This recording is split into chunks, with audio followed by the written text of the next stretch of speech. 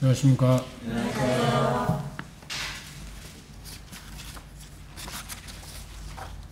오늘은 고린도전서 12장 8절에서 11절까지 있는 9가지의 고린도 교회에 있었던 은사 목록에 대해서 생각해 보겠습니다.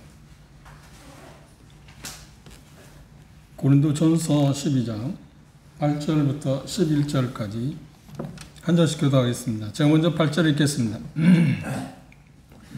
어떤 얘기는 성령으로 말미암아 지혜의 말씀을, 어떤 얘기는 같은 성령을 따라 지식의 말씀을, 다른 사람에게는 같은 성령으로 믿음을, 어떤 사람에게는 같은 성령으로 나누시는 은사를, 어떤 얘기는 능력 행함을, 어떤 얘기는 예언함을, 어떤 얘기는 영들 분별함을, 다른 얘기는 각종 방언 말함을, 어떤 얘기는 방언들 통역함을 주시나니 이 모든 일은 같은 한 성령이 하사 그의 뜻대로 각 사람에게 나누어 주시는 것이니라. 예. 지난 주일날 로마서 10장에 있는 말씀을 생각해 봤습니다. 거기에는 7가지 은사가 나와 있습니다. 그리고 은사 종류를 23가지를 여러분들 외울 수 있는 좋은 방법이 뭔가 생각해 보니까 로마서가 맨 먼저 쓰여지지 않나요? 거기에 몇 개 있다고요?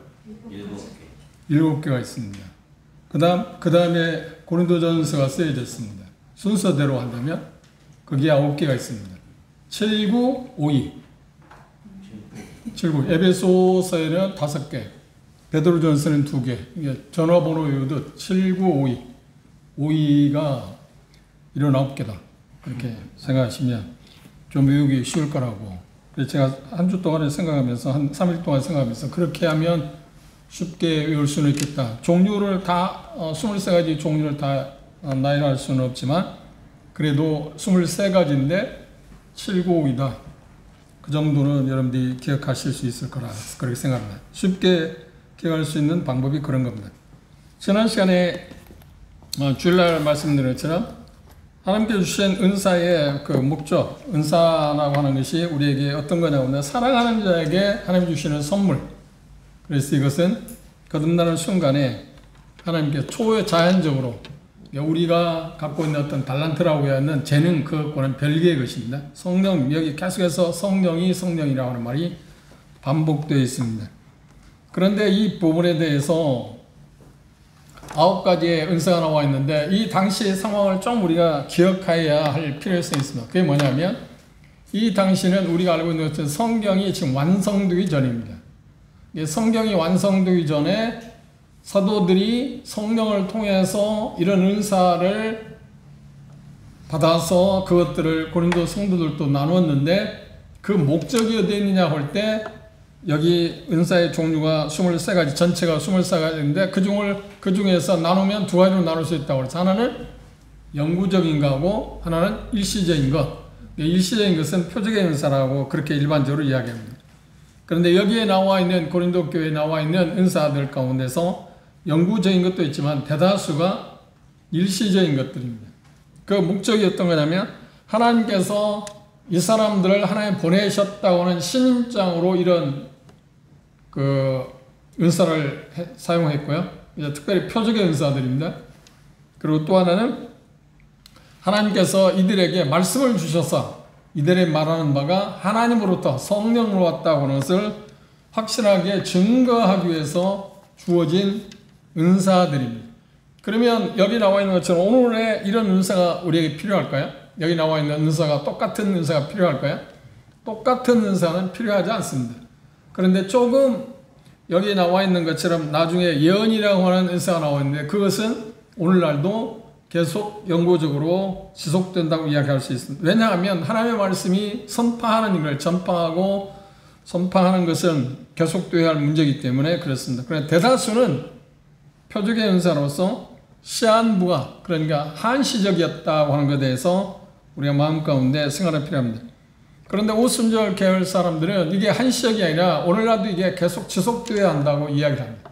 그 이유가 뭐냐고 하면 하나님의 말씀을 문자와 문맥을 통해서 바라보지 못하기 때문에 성경이 이미 완성됐는데 성경에 대해서 하나님께서 다 증명할 필요가 있나요? 공인받았으니까 증명할 필요가 없잖아요.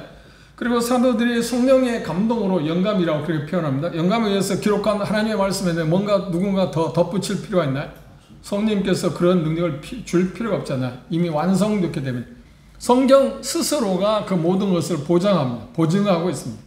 그게 하나님이 하신 일이기 때문에 그런 부분에 대해서 우리는 좀 더 생각해 봐야 할 필요성이 있습니다. 그러면 여기 첫 번째 은사가 뭐냐? 지혜의 은사라고 그랬습니다. 지혜의 은사라고 하는 말은 말하는 그렇던 능력, 하나님의 뜻을 이해하고 순종하며 적용하는 그런 어떤 능력에 대해서 말할 때 지혜의 은사라고 합니다. 그러면 이 지혜의 은사는 지금도 통용할 수 있겠죠. 하나님의 말씀을 우리가 정확히 알고 그것들을 이해하고 그것들을 순종할 뿐만 아니라 적용할 수 있도록 도와주는 어떤 능력, 그게 누가 하시는 일이라고요? 그건 역시 성령님이 하시는 일입니다. 우리가 하는 일이 아니라 그 부분에서 우리는 특별히 주목해야 이 은사의 수여자가 성령님이다. 이걸 놓치면 어렵습니다.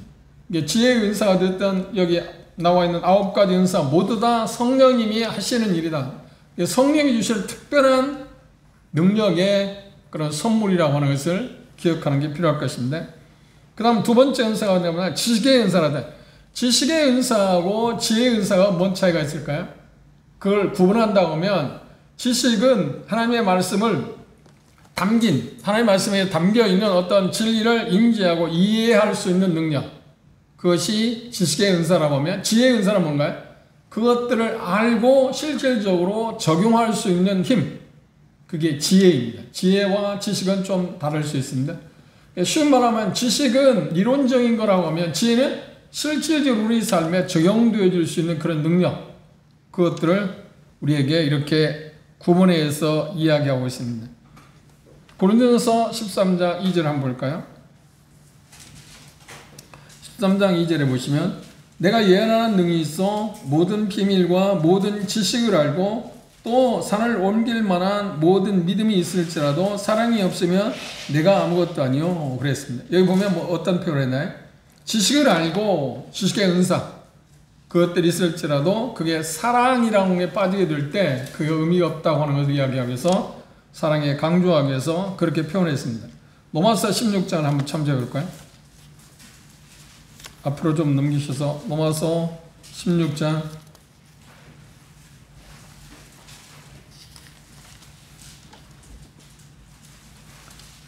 25절입니다.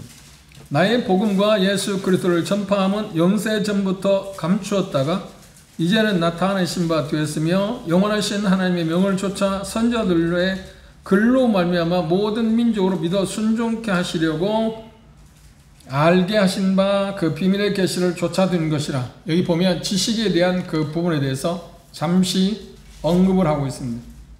지식과 지혜의 그 차이점들, 이게 이론적인 거하고 실질적으로 그것들을 아는 그 지식을 우리의 삶에 적용하는 것, 그것이 지혜다.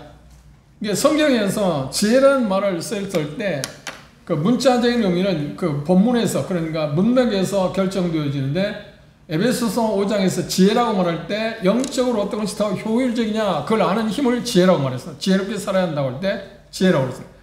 야고보서 2장 1장에서 지혜가 부족하거든 후히 주시고 꾸짖지 않는 하나님께 구하라고, 거기 지혜는 어떤 건가요? 모든 우리가 당하는 시련들, 시험들을 당하게 될 때 그것들을 하나님의 시선으로 바라볼 수 있는 힘, 거기서 말하는 것은 지혜를 그렇게 말했습니다.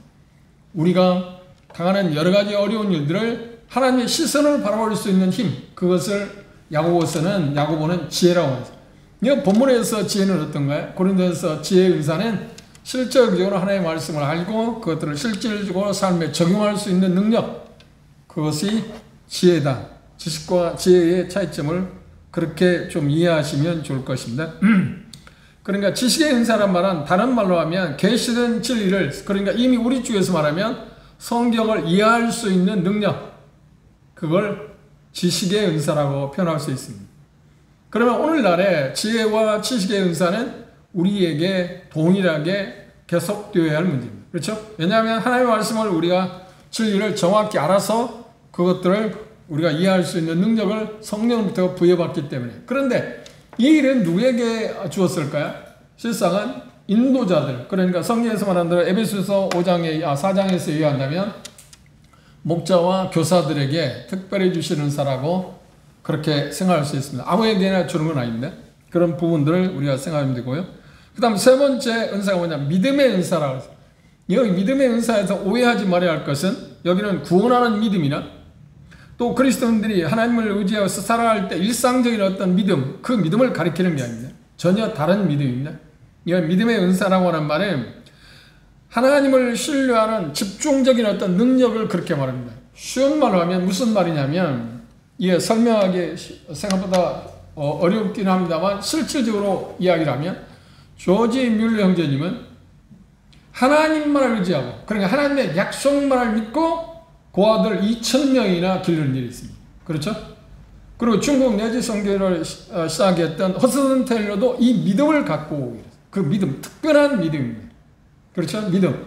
이게 하나님의 약속대로 실행될 거라는 확신한 그 믿음, 그걸 신뢰하는 그 믿음을 믿음의 은사라고 그렇게 말합니다. 그럼 오늘날도 우리들 가운데, 형제들 가운데 이런 믿음의 은사를 발휘하는 경우가 있습니다. 어떤 경우냐면, 어떤 상황이 부딪혔을 때 그걸 극복할 수 없는 문제가, 난제가 앞에 와 있습니다. 그런데 어떤 형제가 뭐라고 하냐면, 그건 하나님의 약속에 의한다면 우리가 얼마나 넘어설 수 있습니다 라고 말하는 경우가 있습니다. 그걸 믿음의 은사라고 말합니다. 그런데 어떤 경우에, 제 경우에서 그런 형제들의 말이 넘어설 수 없다고 생각하는데 그걸 극복하는 그런 문제를 보기도 했습니다.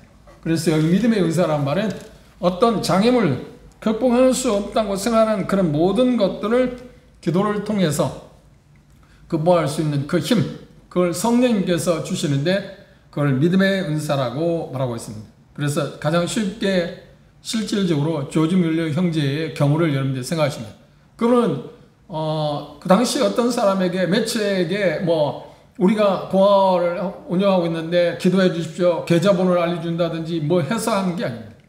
오늘날은 그게 통용하고 있는 것 같아요. 그런 부분에서, 어떤 부분에서는 조심스러운 이야기입니다만 필요한 부분도 없잖아 있습니다. 그런데 요즘은 마치 그게 통상적인 것처럼 뭔 이야기할 때마다 계좌번호를 알려주잖아요. 이런 부분은 좀 더 우리가 심사숙고해야 할 문제가 아닌가. 하나님을 신뢰, 하나님께서 그 일을 하실 수 있다고 믿는다고 하면 하나님을 신뢰하고, 그렇죠? 하나님을 의지하고, 이게 방법적인 문제에서 그렇게도 할 수 있을 거라고 생각해요. 그게 전부 나쁘다는 건 아닙니다. 문제가 뭐냐고 하면 그쪽으로 계속 치중하고 있다는 게 문제가 있다는 거예요. 무슨 말인지 이해하시죠? 제 말을 오해하지 않기를 바랍니다. 그렇게 할 수 있기는 하지만, 그러나 사람들에게 뭔가 마치 구걸하는 것처럼, 사람들에게 우리가 지금 이 일을 하는데 이게 당신들이 형제자매들이 필요하니까 도와주십시오, 그런 마치 구걸하는 것 같은 그런 인상을 줘서는 안 된다고. 하나님의 일은 하나님이 하시는 게 아니라 사건, 상황들을 우리가 쪽에서 설명하고 기도 요청을 하는 것은 대단히 좋은 것입니다. 바울사도 그랬지 않나요? 그러나 그것을 실질적으로 이렇게 해야 한다고 마치 강요한다든지 강요하는 인상을 받을 수 있지 않나요? 그래서 그게 형제자매들이 부담이 될 수도 있고, 그런 부분은 조심성 있게 해야 할 필요성이 있다, 그렇게 생각합니다. 믿음의 문제에 대해서 해야 있습니다. 오직 그분은 기도로, 조지 뮬러 형제님은 기도로 약 2,000명이나 되는 고아들을 먹여 살렸습니다. 그때마다 하나님께서. 그러니까 그분이 믿음이 그러기 때문에 나도 그래야 한다는 말, 그것도 역시 옆에가 있습니다.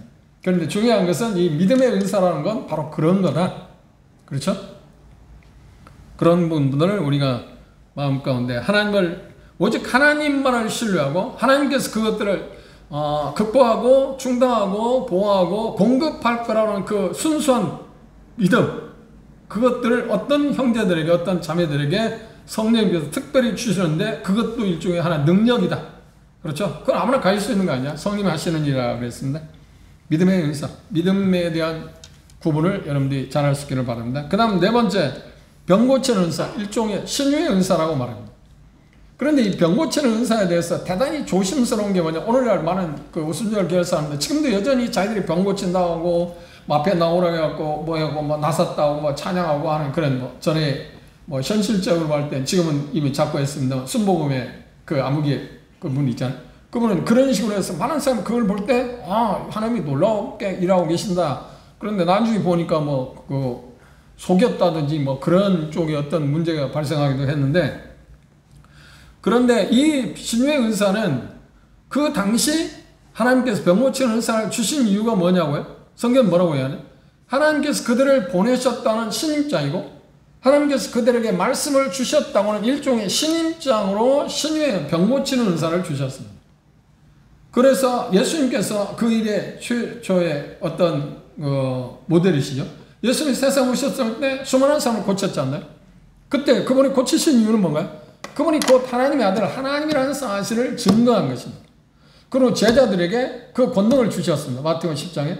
그리고 누가복음 10장에 보면 70명의 형제 자매들에게 형제들에게 또 다시 그 권능을 주셨습니다. 그 권능을 주신 이유는 뭔가요? 복음을 효율적으로 전하기 위한 하나님의 방법. 그렇죠? 그래서 배경은 꼭 기억할 것은 하나님의 말씀이 완성되기 전에, 성령님께서 말씀을 완성되기 전에 한시적으로 주어진 것이다. 그래서 그게 마치게 된다면, 임무를 마치게 된다면 그건 자연히 그 은사는 돼? 자연히 멈추어진다. 그래서 고린도서 14장에 가서 보게 되면 그게 멈추어질 거라고 이야기하고 있는 것을 우리는 생각할 수 있습니다. 그런데 이 부분에 조심스러운 게 하나 있습니다.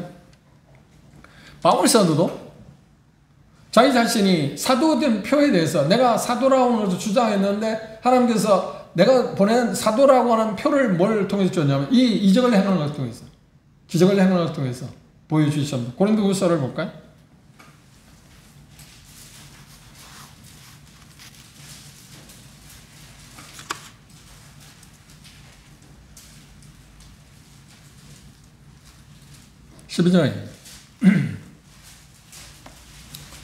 고린도후서 12장 12절에 보면 사도의 표된 것은 내가 너희 가운데서 모든 참음과 표적과 기사와 능력을 행한 것이라 그랬습니다. 그렇죠? 그분이 하나님 보낸 사도라고 하는 증거를 하나님께서, 성령님께서 그분에게 어떤 능력을, 이 기적의 은사, 병 고치는 은사, 그렇죠? 우리가 사도행전을 이미 공부했습니다만 바울 사도도 그 병 고치는 은사를 행했지 않나요? 그런데 이분이 사도행전의 초기에는 병 고치는 은사를 행했는데 시간이 지나고 나서 동료들에게 질병의 문제가 있었어요. 에바브라기도가 빌립보에 왔을 때 문제가 있었는데 그를 고치지 못했어요. 그리고 디모데후서 2장에 보면 자기 참 아들이라고 이야기하는 디모데가 위장병, 오늘 말하는 위장병에 문제가 있는데 그걸 고치지 않고 뭐라고 하냐면, 그렇죠, 포도주를 통해서 네가 치유받아야 한다. 그러니까 그런 맥락을 보면 어떤가요? 시간이 흐름에 따라서 그것이 어때? 잠정적으로 어떻게 돼? 멈춰졌다 하는 것을 증명. 아니, 자기 당사자인데 누구보다도 그분들의 어떤 그 질병을 갖고 때 신유의 은사를 계속 발휘할 수 있다면 베풀어야 하지 않나요? 그런데 어떻게 했냐? 그렇지 않았어요. 그리고 에바브라기도 같은 경우에는 정말 죽을 거라고 생각했습니다. 그런데 하나님이 기적적으로 살리셨어요. 바울사가 고친 게 아닙니다. 그래서 자기의 부담을 덜어주었다고 하는 이야기를 하고 있습니다. 그 부분을 우리가 한번 볼까요? 빌립보서 2장 봅시다.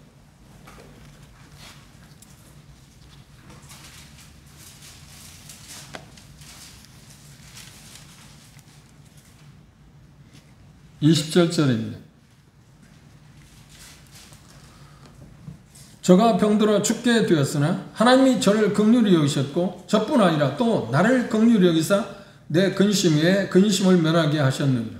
그러므로 내가 더욱 급히 저를 보낸 것은 너희로 저를 다시 보고 기뻐하게 하며 내 근심도 들려. 에바브라기도에 대해서 25절부터 나와 있습니다.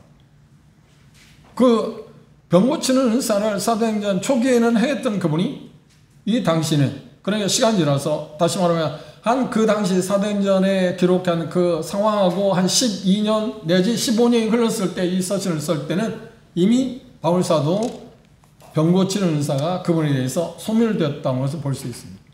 그리고 디모데전서에 있는 것처럼 분명한 것은 똑같은 이야기입니다. 디모데전서 4장 20절에 보면 디모데 같은 경우도 네 자존한 비유를 위해서 어떻게 하라고요? 약물을 사용할 수 있다.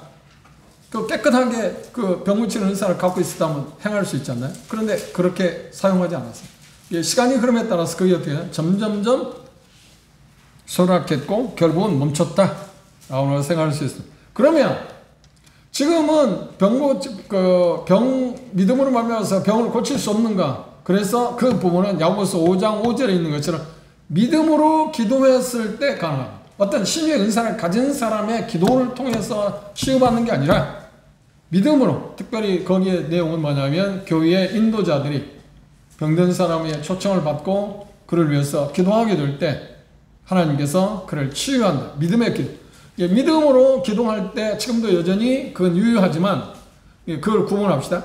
그러나 신유의 은사를 가진 사람이 있어서 그런 능력을 행한다고 하는 거 전혀 다르다. 본질적으로 다르다고 하는 걸 기억해 하시기 바랍니다. 믿음의 기도로 병자를 지금도 여전히 나을 수는 있습니다.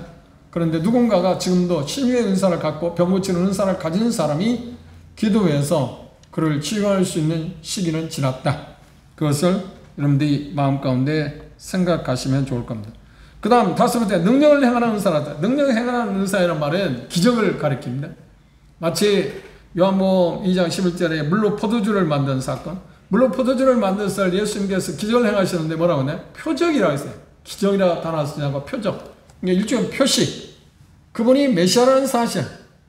요한 사도는 20장에 뭐라고 하냐면, 내가 이것을 쓰면서 요한복음을 쓴 이유는 뭐냐면 그분이 하나님의 아들이신 그리스도이심을 믿고 구원을 받게 하기 위해서 내가 이걸 썼다고 그러잖아요. 그렇죠? 그래서 예수님이 기적을 행하신 것은 그분이 하나님의 아들이라고 하는 사실을 우리에게 분명히 보여주기 위한 어떤 표식이었다고 이야기하십니다. 그리고 고린도후서 방금 찾아본 것처럼 기적을 행한 것은 사도들의 표식이었고, 그리고 사도들의 메시지가 주님으로부터 왔다고 하는 하나의 신임장이라고 하는 것을 히브리 저자는 이렇게 말합니다. 히브리서 2장 볼까요?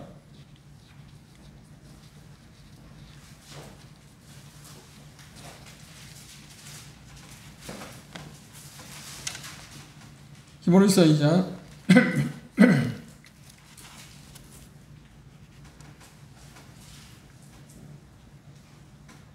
3절 4절입니다. 우리가 이같이 큰 구원을 등한히 여기면 어찌 피하리요. 이 구원은 처음에 주로 말씀하신 바요 들은 자들이 우리에게 확증한 바니. 4절 하나님도 표적들과 기사들과 여러 가지 능력과 및 자기 뜻을 따라 성령에 나누어 주신 것은, 성령에 나누어 주신 건 뭔가요? 고린도전서 10장에 있는 은사입니다. 은사를 통해서 저희와 함께 증거했다. 그들이 내가 보낸 사람이다 라고 하는 표시가 뭐라고요? 그렇죠. 능력 행하는 것입니다. 그런데 이것이 이제는 멈춰졌는데 왜 멈춰졌다고요? 성경이 완성되었기 때문에. 하나님 보낸 사람들이 성경을 통해서, 성령을 통해서, 성령의 영광을 통해서 기록해 놓았기 때문에, 완성되었기 때문에 그걸 다시 반복할 필요는 없지 않나요? 그렇죠. 이제 공인됐으니까. 신청을 한번 보냈으면 됐지 계속해서 보낼 필요는 없지 않나요? 그런 부분을 우리가 생각하게 되면 돼서. 그러니까 쉬운 말로 하면 계시가 완성되지 않았을 때는 하나님께서 뭐래요? 그 계시, 하나님 보낸 그 말씀이 사실이라는 걸 증명하고 있어요. 이런 능력이라고 하는 그 행하는, 그 능력을 행하는 기적들을 성령을 통해서 보여줬지만 계시가 마무리됐을 때 더 이상 그 용도가 어떻게 자동 폐기될 수밖에 없잖아요. 그런 부분을 생각하시면 됩니다.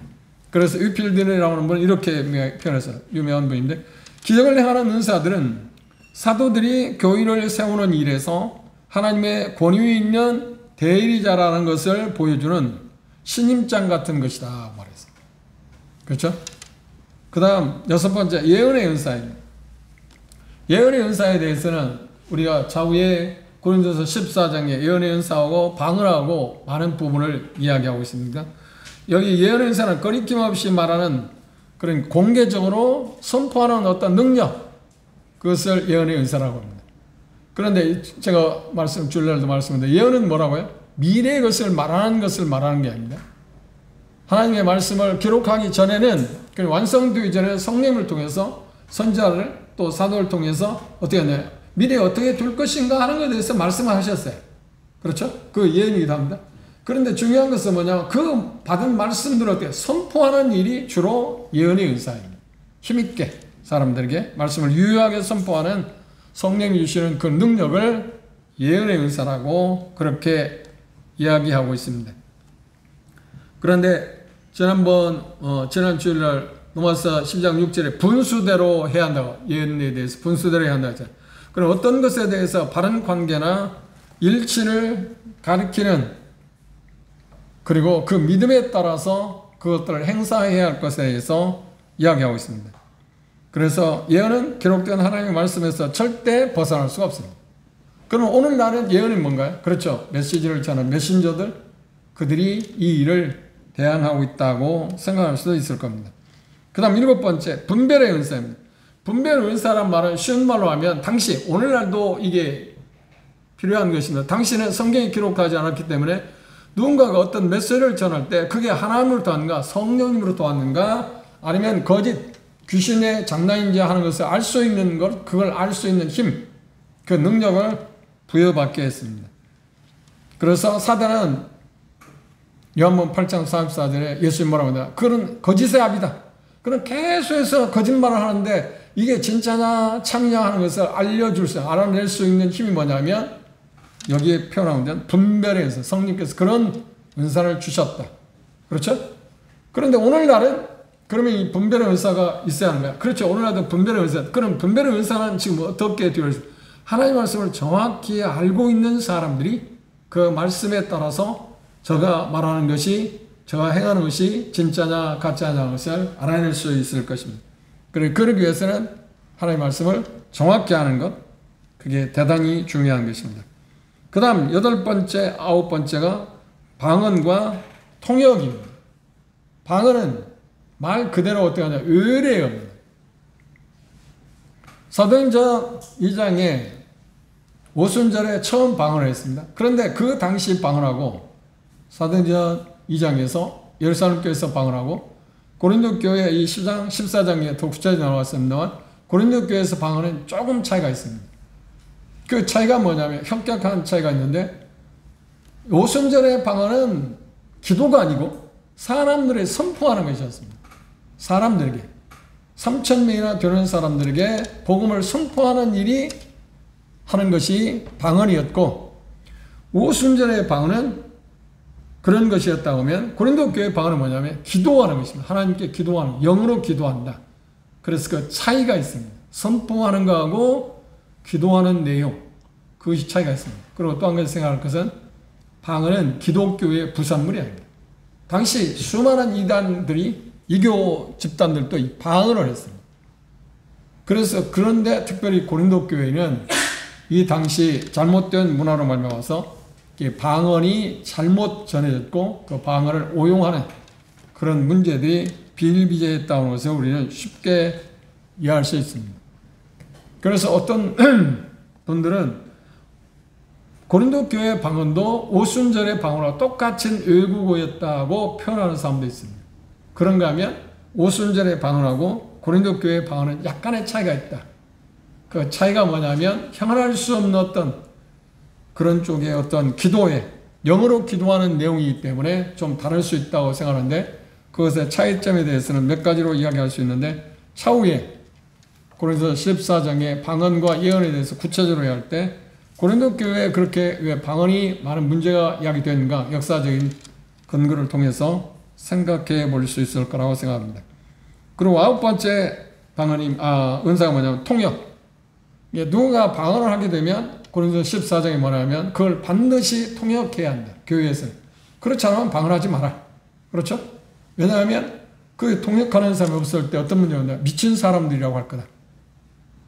그런데 고린도서 14장에 그 말을 잘못 오해해서 방언은 믿는 사람들을 위한 것이 아니라 믿지 않는 사람들을 위한 거라고 하는 것을 오해하는 경우가 있습니다.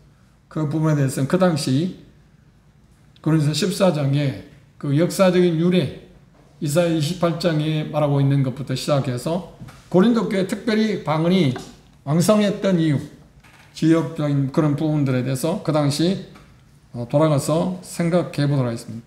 그래서 이 방언 통역은 하나님 앞에서 자기가 어떤 것을 이야기하게 될 때 그것에 대해서 저 사람이 하나님 기도하는데 기도 내용이 이런 거라고 통역할 수 있는 은사. 오늘날로 한다면 외국 사람들 와서 우리에게 메시지를 전하지 않나요? 메시지를 전할 때 통역하는 사람도 있지 않나요? 그렇죠? 그런데 언어를 잘한다고 해서 통역 잘하는 건 아니지 않나요? 그런데 통역을 잘하는 사람도 있지 않나요?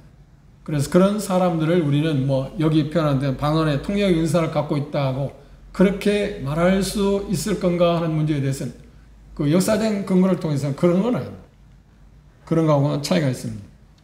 그런데 어떻게 됐든 간에 그런 기능을 하나님께 주셨다고 하는 것에 대해서는 부정할 수는 없습니다.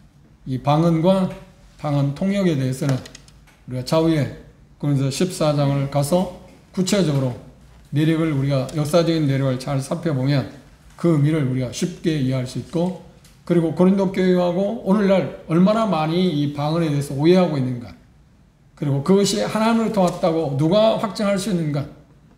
대다수는 하나님으로 왔다고 말할 수 있는 그런 기미가 거의 보이지 않습니다. 가르친다든지. 은사는 뭔가요? 우리가 요구해서 얻을 수 있는가요? 아니요. 성령님이 주시는 겁니다. 그렇죠? 기도하라고요? 아니요. 기도해서 얻는 것도 아니에요. 성령님이 그냥 주시는 겁니다. 그런데 방언을 하는 집단들 보면 계속 기도하라고 하잖아요. 그럼 막 떠버리지 않아요?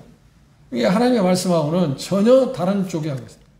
그런 것을 우리가 정확히 말할 수 있는 것이 뭐냐면 앞에서 얘기한 것처럼 분별의 능력이라고 표현할 수 있습니다. 하나님의 말씀을 자세히 보고 그 말씀에서 그대로 하고 있지 않는 것을 통해서 자 봐라, 하나님이 이렇게 말씀하시는데 지금 현실은 그렇지 않지 않느냐고 이야기할 수 있는 것, 그것들이 분별의 은사의 가운데서 하나의 수는 있다.